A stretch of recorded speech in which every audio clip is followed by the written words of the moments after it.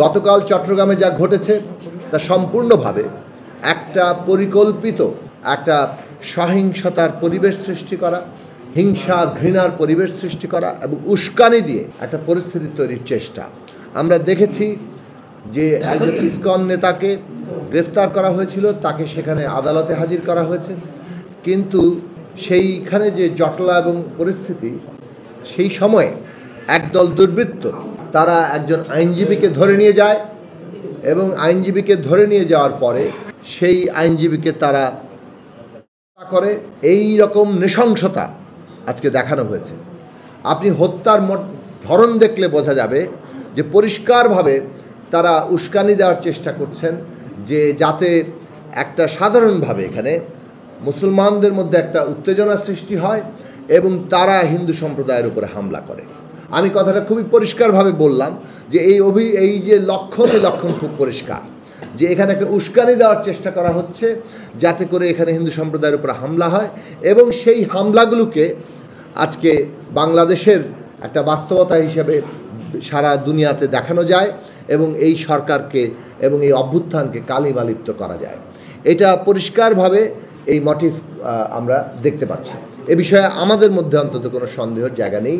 কাজেই সেদিক থেকে আমরা বলবো যে এই ধরনের পরিকল্পিত তৎপরতাকে আমাদেরকে প্রতিরোধ করতে হবে, জনগণকে ঐক্যবদ্ধভাবে প্রতিরোধ করতে হবে এবং সরকারকে এ বিষয়ে যথাযথ তদন্ত এবং তার যে প্রাতিষ্ঠানিক শক্তি সেটা সম্পূর্ণ নিয়োগ করে এই জিনিসগুলোকে প্রতিরোধ করতে হবে। আমরা বাংলাদেশের জনগণের প্রতি আহ্বান জানাই, বিশেষভাবে যারা এই বিগত অভ্যুত্থানের অংশীদার, শিক্ষার্থীরা, রাজনৈতিক দলসমূহ, শ্রেণী পেশার অংশীজন এবং দেশের সবগুলো প্রতিষ্ঠানের মানুষেরা যারা একটা ফ্যাসিস্ট সরকারকে হটাতে, তার পতন ঘটাতে সহায়তা অংশ নিয়েছেন, আজকে তাদের ঐক্য দরকার এবং রাষ্ট্রের এই রূপান্তরকালীন সময়টাতে আরও বেশি করে ঐক্যের প্রয়োজনীয়তা আছে। কেননা নানাভাবে এই রূপান্তরকে একটা গণতান্ত্রিক পথে যাত্রাকে এরা নস্যাৎ করে দিতে চাইছে।